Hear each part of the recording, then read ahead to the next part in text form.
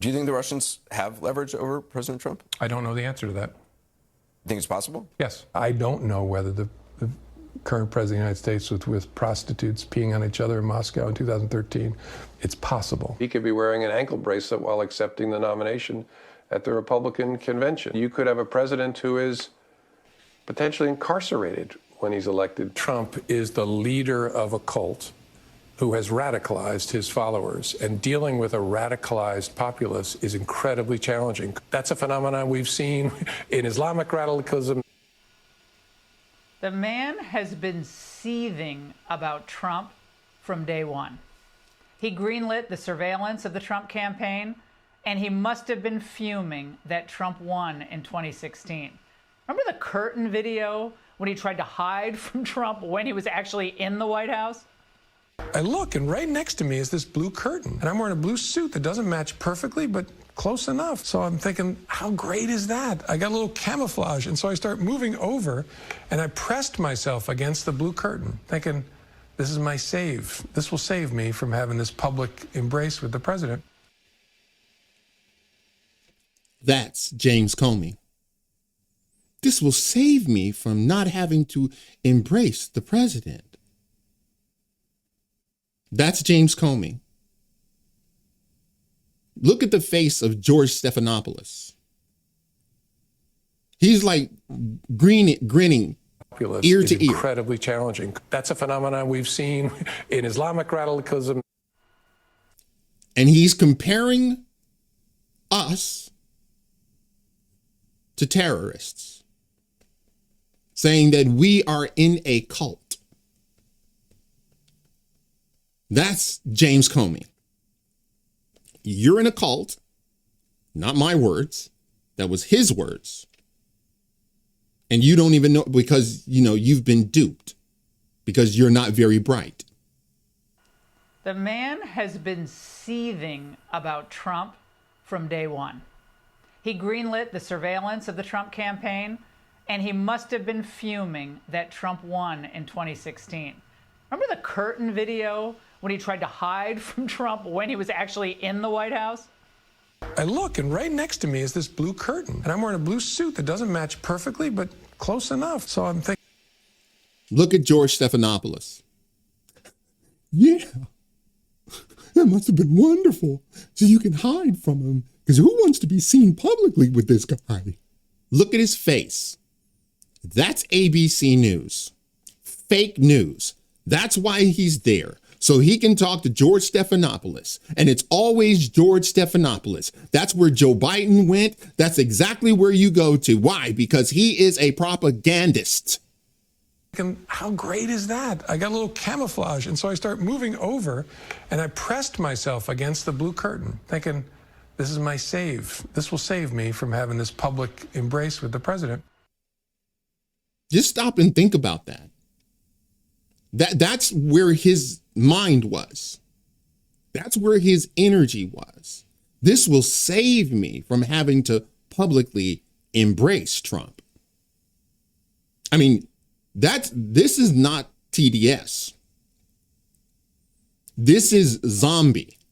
Like, you've already died from TDS, but now you've come back to life as a zombie. You are now a zombie of TDS. You're like a zombie TDS. That was the virus. He caught it, and now he's just walking around. Then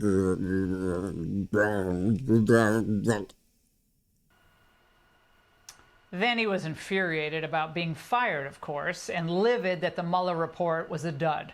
In my home, the America I love, the America I've written about, that has been a beacon of hope and liberty for 250 years, is currently in the hands of a corrupt, incompetent, and treasonous administration. I'm going to go off script here for a moment.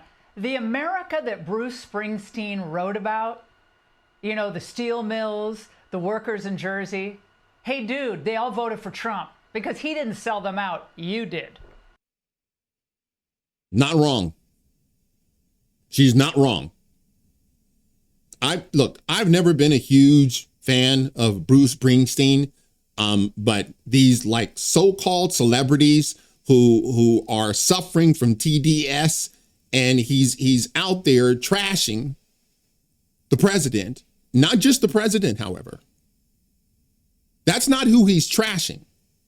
He's trashing us, just like James Comey did. That's what they're doing. That's who they have. That's who they loathe. You. He should be on Trump's side if he really believed the lyrics he wrote. But he abandoned those people long ago. Do people pay at concerts for a political lecture? Years ago, I wrote a book called Shut Up and Sing. 10th Avenue frees him out. At the very least, shouldn't the D.C. Bar Association have something to say about Jim Comey? Is this what an officer of the court, is how an officer of the court should act, given the stakes for the country on the heels of 2 assassination attempts in 1 year? Comey and company threw everything they had at Donald Trump for years. They knew that he would expose their con if he were reelected, and he did. That's the biggest point in this whole piece. They knew they would be exposed. That's the reason the holdup of Pam Bondi being DOJ. That's the reason Kash Patel is being held up, being FBI director. This is the reason. Because they knew if they get in there and they see anything, we're toast. For those of you who didn't know, that was Andrew McCabe in the middle. They were all culpable.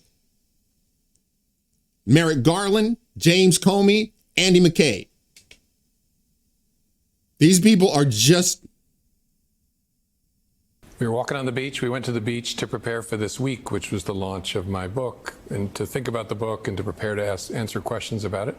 And we were walking back towards the road, and we saw in the sand someone had arranged shells with numbers.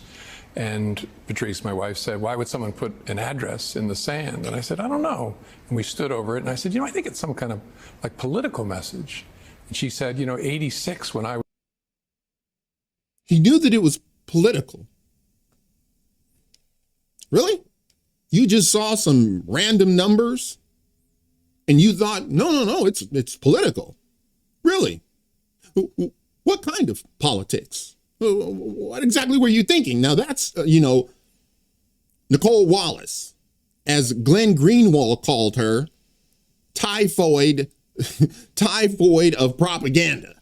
Okay, she is awful. That's why he's on that show. As a server, she did a lot of work in restaurants, meant to remove an item from the menu when you ran out of ingredients. And I said, well, to me, as a kid, it always meant to leave a place, to ditch a place. As a kid, that's what it meant. As a kid. Huh. That's what allows him to lie, by the way. Well, as a kid, to me, well, what did it mean to you as a director of the FBI? What did it mean when you were prosecuting mobsters? We don't want to know what you thought about it when you were a kid, because when you were a kid, who gives a crap? I would like to know what you thought about it when you become an FBI director. You don't even have to be a director. When you went working for the FBI, what did you think it meant then? I said, that's really clever.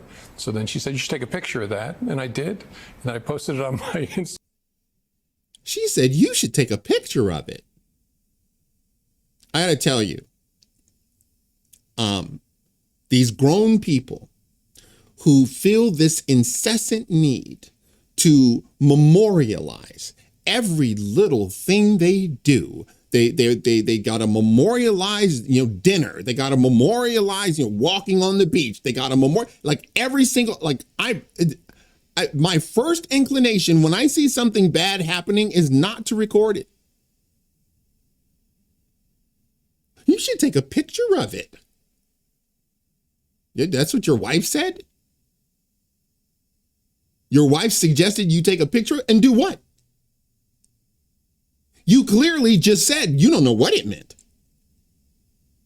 Why would you take a picture of something you don't know what it means?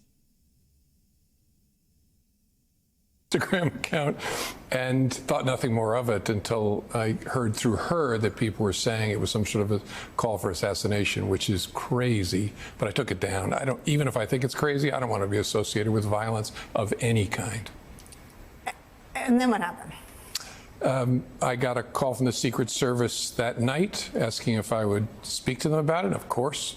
I admire the Secret Service. They're pros. I spoke to them on the phone.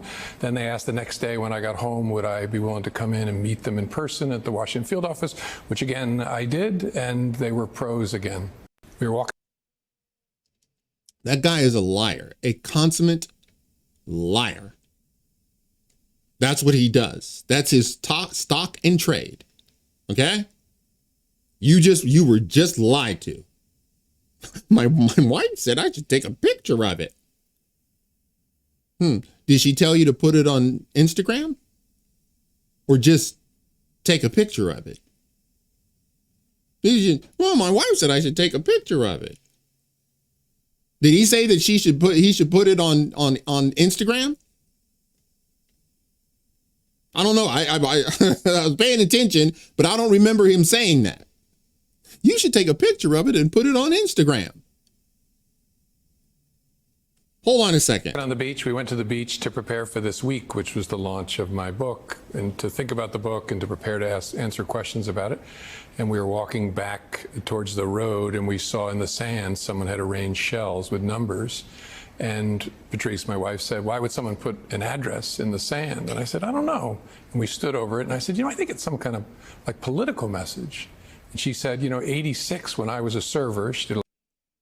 So she knows 86 means this. But I thought she said it looks like an address. It looks like an address. So why would she point out 86? That doesn't make it. Nicole is not going to ask those questions. But that didn't make any sense. It's very incongruent with his assertion that we just, hey, look at that. Well, this looks cool. A lot of working in restaurants meant to remove an item from the menu when you ran out of ingredients. And I said, well, to me, as a kid, it always meant to leave a place, to ditch a place. I said, that's really clever. So then she said, you should take a picture of that. And I did. And I posted it on my Instagram account. And so she didn't tell him to put him on Instagram. Sounds like he did that on his own. My contention is that could be a signal. I'm not saying that it is, but that can be a signal to activate someone for something. And by the way, you got to understand something. You don't need a conspiracy. All you need is to know that people are out there and they're berserko right now, unable to keep their shite together. And they will go out there and absolutely try to get rid of President Trump.